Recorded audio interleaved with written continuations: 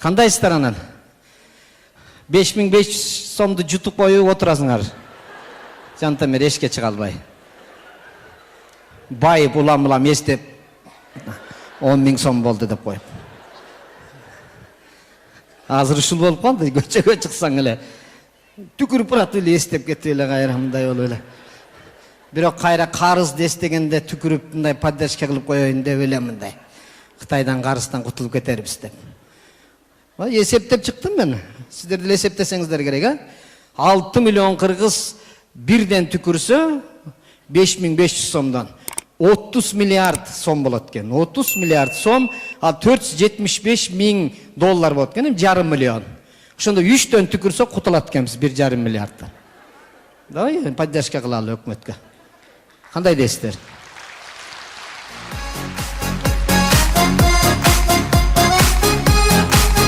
Оңой эле экен. Эле настроениябыз түшүп эле Кытай басып алды деп элечи.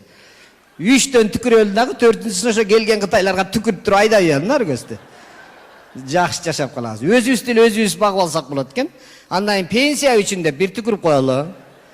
Айлык үчүн деп түкүрүп, кайсы мекеменин айлык аз болуп барса ошонукуна барып түкүрүп туруп эле көтөрүп. Азыр акчаны тергеп калдык, акчанын атын айтпай эле. Эме бир түкүрүп берип турасыңбы, коноктосуп алайын дедим эле. Кайра 2 түкүрүп берем. Депти беле кайра сон нерсе берип аткансыз. Квартираң канча десе, бир эле түкүрүк деп.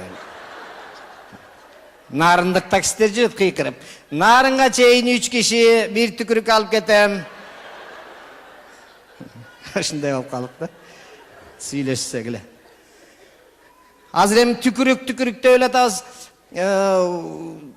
Насыбай чеккендер эмне кылат анан?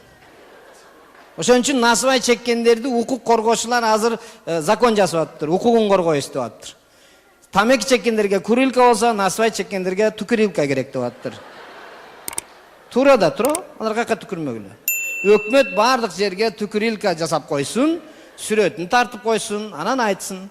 Эгерде түкүрилканы срочно жасабаса, баткендиктер насыбайды түкүрбөй эле жүтүп кое турган вариантын иштеп чыгып атыптыр. Жакшы вариант экен тоже.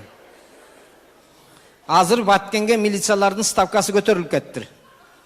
Аякта көбүрөөк түкүрөт экен, ошол жактан шабашка көп болот экен. Ошол жака кетебиз деп сүйүнүшүп атышат экен. Кызык эле окуялар болуп атышат. Мен ушу коррупционерлердин бетине түкүрбөйсүңөр деп байын тамашалап койсом, кечээ барып бирөө ак үйдүн алдына түкүрүп чыктады. Андан кийин мен ойлонуп калдым, жакшы вариант экен өзү. Ушул моменттен өкмөт пайдаланып, ак үйдүн астына кыдыракейинен түкүргүч коюп, четине касса коюп койбойбу? Барып түкүрөсүң да кассага акчаны салып коюп кетип кала бересиң.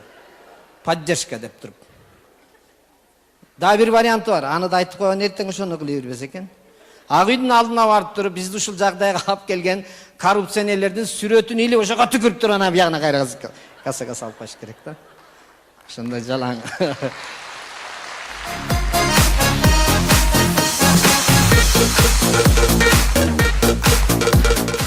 Коррупционерлердин сүрөтүн илип түкүргүлө, анан кийин жаман көргөн кошунаңдын сүрөтүн илип түкүрүп кетип калбай калат. Эми бул жерде түкүрүк десе, эмне үчүн түкүрүк, бул эми каршы чыгып түкүрүктү колдогондор көп болуп атат деп эле атышпайбы? Эч ким колдобойт, ал түкүргөн туура эмес эми. Негизи түкүрбөш керек, бир туугандар. Эмне төөсүңбү? Кетип атып эле түкүрүп коюп эле кетип. Кыргызстан болсо, четтен кишилер келсе, кичине мындай көрүп деле уят, ошонун жанына туруп шалп этип түкүрүп алып кетип атсаң, туристтер анан неудобно мындай секирип алып өтүп жүрсө, үйүңө түкүрө бер, потологуңа түкүр жатып ал. Бирок эл чогулган жерге келгенде түкүрбөш керек да. Эмне себептен элде түкүрүккө нааразы болуп аткан себеби мындай да, өз негизи штраф кандай учурда алынат, ошонун эмеси мындай жолу кандай болуш керек. Эгерде 5000 сом айлык алган болсоң, анда ошол түкүргөнгө 200 сом болуш керек да. Минимальный айлык 5000 сом болсо. Анан 5000 сом айлыгың болсо, 5000 сом түкүргөнүңө болсо, 3 айлыгын түкүрүп коюп не кыласың анда? Бирөө байкуш больной болсочу, такыр löpкөсү ооруп аткан. Ал 1 жылдыгын бир түкүрүп коюп эле өлдү го, анда такыр талада калды. Азыраак болсо да бир жөн тура, 200 сом, 300 сом болсо түкүргөн сайын бере бер, бир жериңде калып калат, коем уят деп түкүрбөй эле коеюн деп. Эки жакты карап мына. Ушундай жашообуз кызык болуп баратат эми. Эми аракет кылалы эми. Жакшы жагына аракет кылалы. Эми бул жерден элдин баары нааразы болгон ошол болуп атат. Акчасын көбүрөөк кылып койгон экен, азыраак кылып койгон болсо эч ким деле нааразы болмогон десе, кандай дейсиздер? Ошон үчүн келиңиздер, түкүрбөйлө коелу.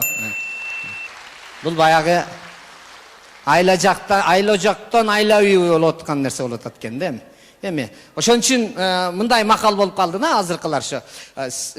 Баягы сен таза болсоң, мен таза болсом дегенди азыр башкача айтып калыштыр. Сен түкүрбөсөң, мен түкүрбөсөм, анда бюджетти ким толтурат дегенди. Дейли болуп калды азыр. Эми ошон үчүн поддержка катарында болуп атса керек. Эми мен убакыт тар экен биякта. Себеби дегенде мына жигиттердин ушул юбилейлик концерттин куттуктайбыз. Бул жигиттерди бала кезден бери эле билем. 10 жыл эмес, андан деле көп болуп кетти окшойт. Жигиттерге ийгилик, чыгармачылык эргүү болсун. Убактыңыздарды бөлүп келгениңиздерге рахмат. Таланттарга ушинтип көбүрөөк келип колдоп туруңуздар. Бир түкүрккө деле акча жетпейт экен. Бир түкүрүк болгон болчосо анда көп болуп кетмей экен анда. Келиңиздер эми элибизге тынччылык, токчулук, анан тазалык, молчулук болсун. Кош келипсиздер.